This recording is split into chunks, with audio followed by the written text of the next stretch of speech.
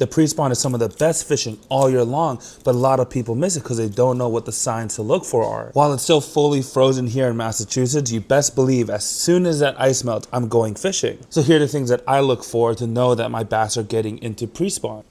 One of the first things you can do is just check water temps. You can use those fancy like water temp readers, but literally I just bring out like an instant read meat thermometer in my tackle bag because they're faster and they're actually cheaper a lot of the times. And when you're looking at the temperature of the water, there's not really a magic number that you're looking for. Water temperatures change from state to state, but also even body of water to body of water. But also when you start fishing these different baits, correlating how much the water temperature has risen to the type of bait that they're biting is a great way to start understanding fishing better and your bodies of water better. While the water temperature controls their metabolism because they're cold-blooded, they know that the days are getting longer.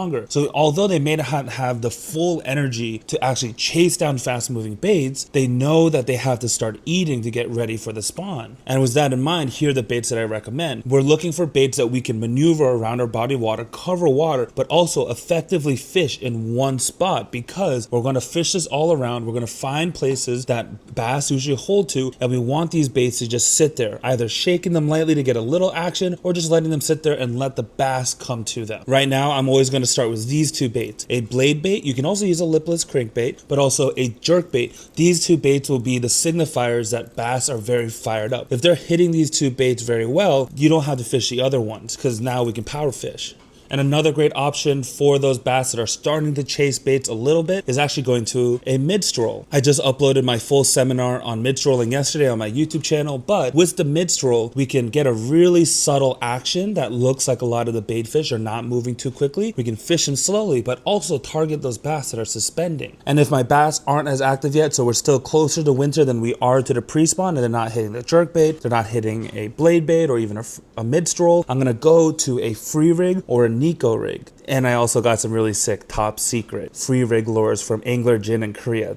감사합니다. With the free rig, we're going to cast these into high percentage places, and really with the colder water, we're just going to shake it in place, right? We're not going to hop this bait as much as we would in the summer. We're just going to kind of shake this bait and the weight and just kind of get anything with a little bit of movement, just micro vibrations. Let the bass come to it, look at it, and then pick it up. So that's how I'm going to fish this pre-spawn, looking for these bass, checking my water temps, checking how long the days are, going from high action to low action bait, trying to figure out what baits are correlating with which water temps and how long the days are. And you'll be surprised at how early and how cold these bass start eating really well. So what are you waiting for?